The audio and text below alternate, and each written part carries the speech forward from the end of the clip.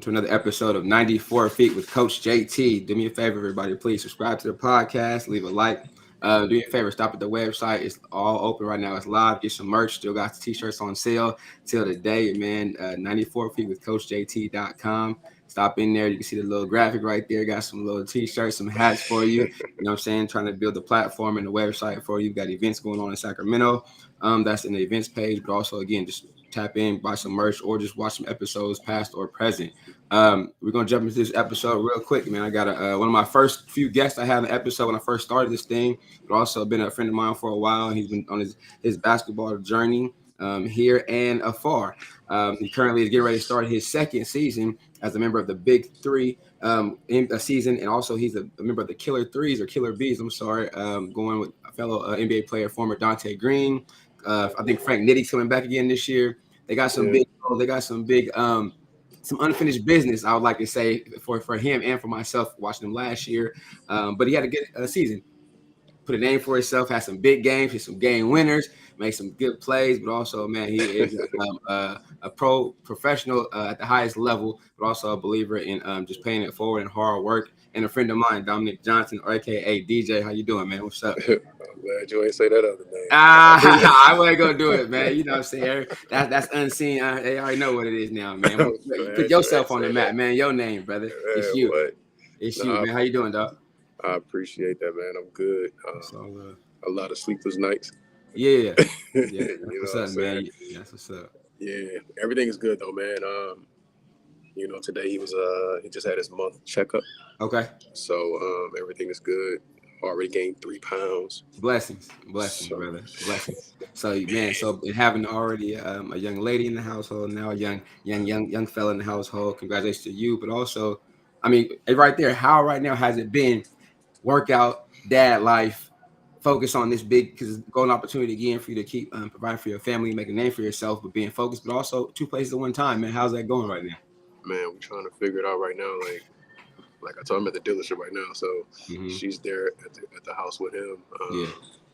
Just it's around his sleep time anyway, so hopefully he takes a nap so she can rest. Right. But you got P at the house, man. She's like overly helpful.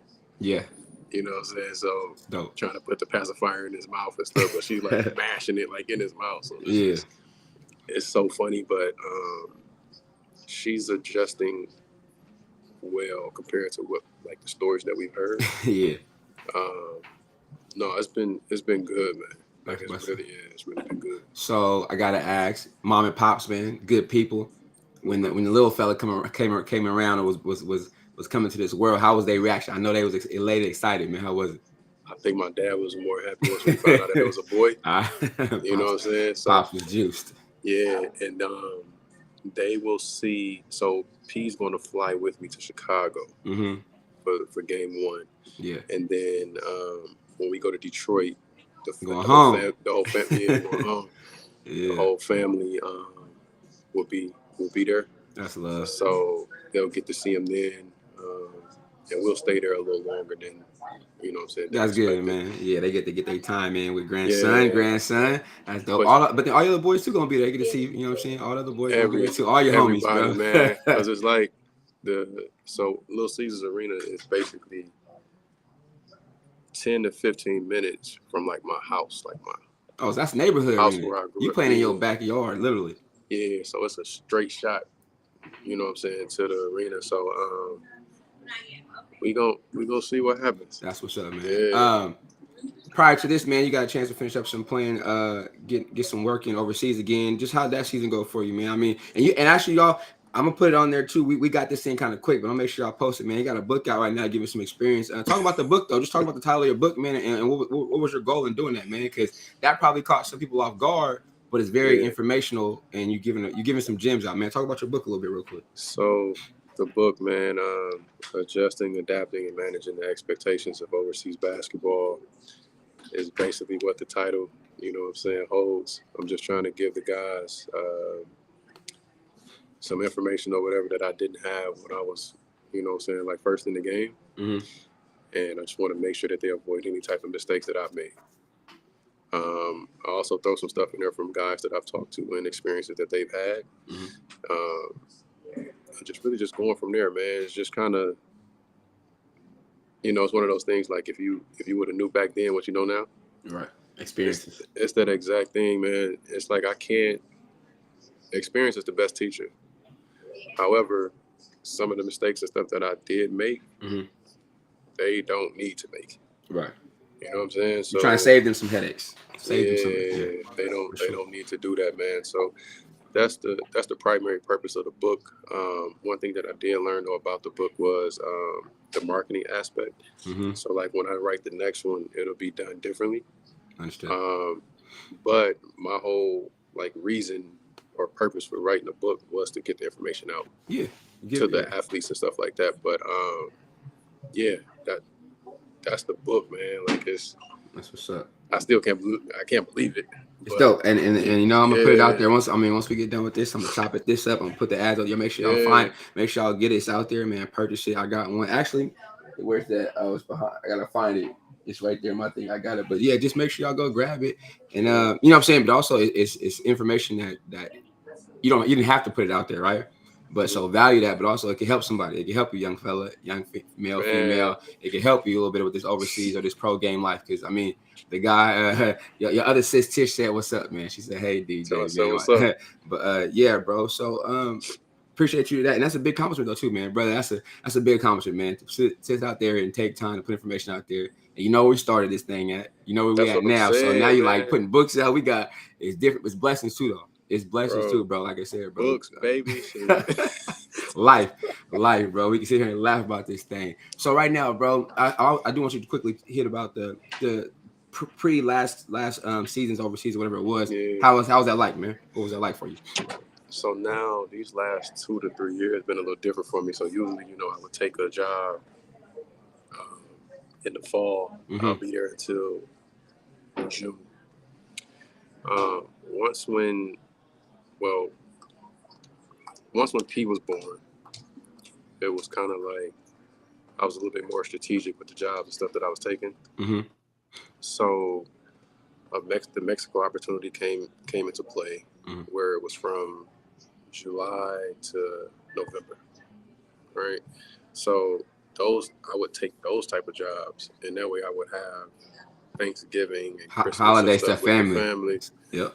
And then I would take another job once when the FIBA break, when the FIBA break ends, which is like the 2nd of February. Unless something else came earlier, I would take it. Right. So did the same thing this year. Went back with my old team in Lebanon. We played and had our tournament in Dubai. We won that. And then I took with that deal, I took a month-to-month contract. So it was, up to them to like renew it. Okay. But they decided that they wanted to go a different route. So I ended up signing with the team in Egypt. So went and did that. I didn't get a chance to see the pyramids. I didn't. Because that's some of the pluses of going overseas or to these places that we may never ever go back to, bro. You got them land crazy. I'm sure you'll get back. Right? You'll get back there though. You'll probably get back there. Yeah. So it was just one of those things, man. I didn't like that, like not seeing it. That's one of the 7 wonders of the world. You want to get there, right? Yeah. So, but I did, like when we was driving to Cairo, I got a chance to see it through on the bus, right?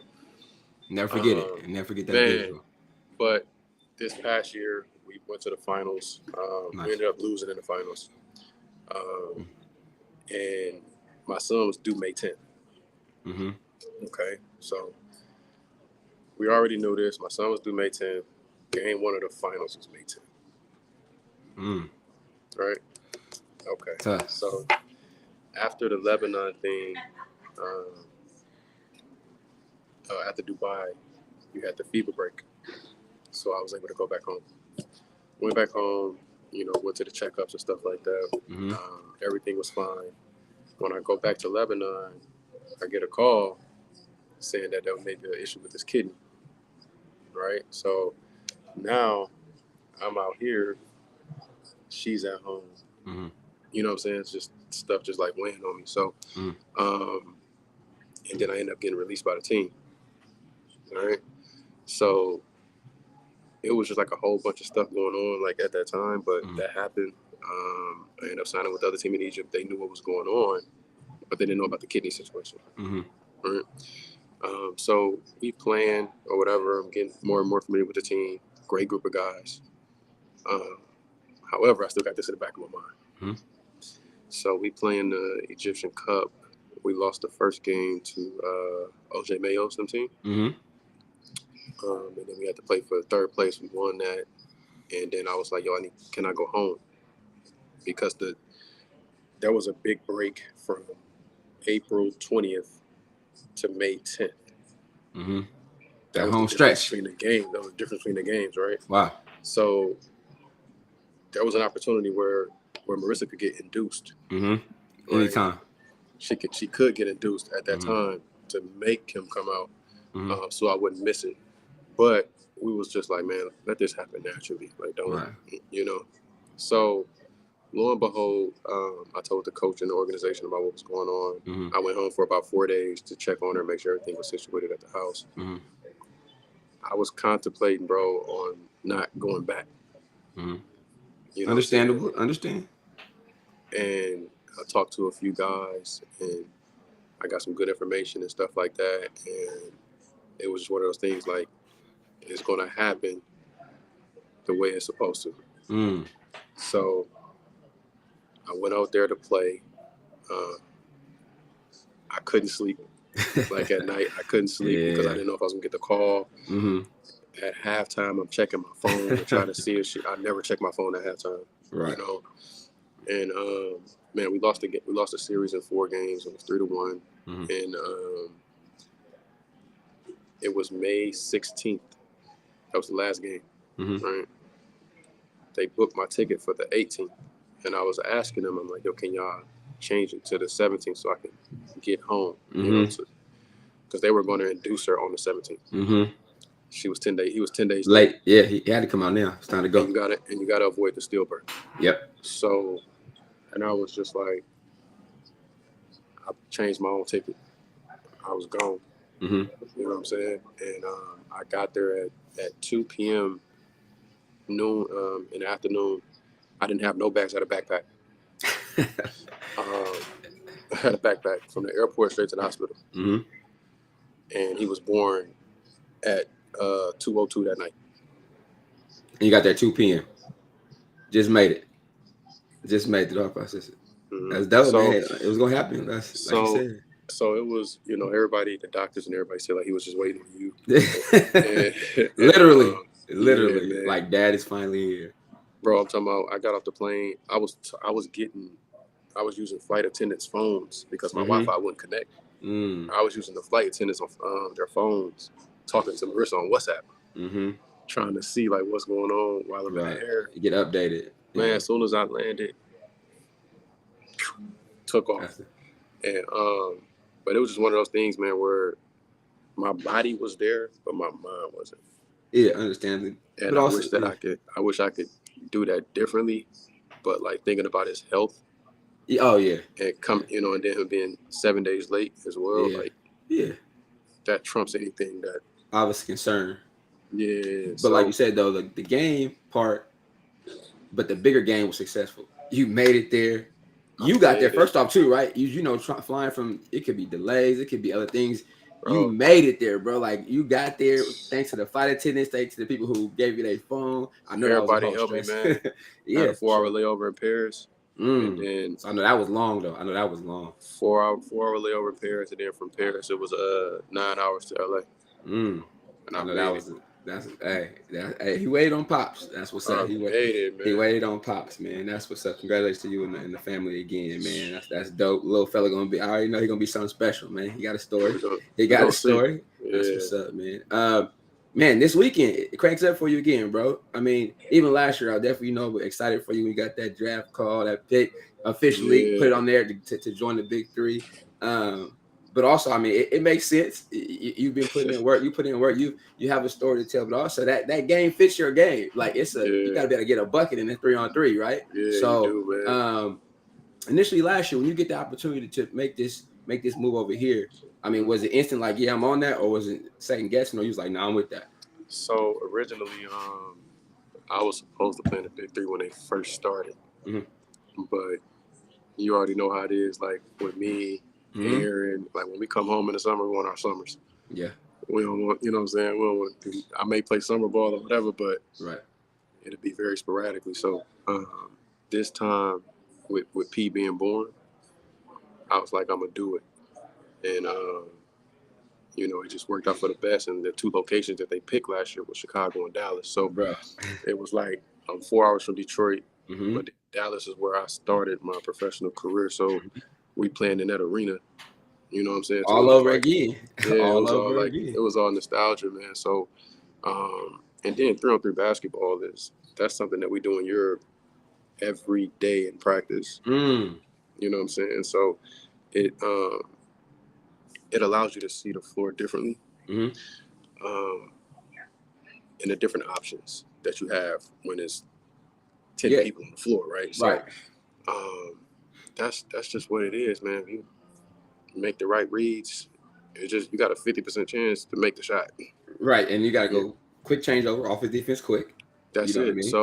So it was like I think something that's amazing is going through the combine, hearing people saying that they don't draft people through the combine, and being one of those guys, but looking at the draft pool, looking at the names and stuff that are that's in the draft pool, and knowing that I came from an NA high school, and being one of those 22 picks out of over 100 people. It's the same thing this year as well, right? It means something, bro. It means something. Yeah, it's the same thing this year, and it's like when you look at they listed the first round draftees and stuff, and I'm looking at the names. Everybody played in the NBA except for me. Like everybody was drafted.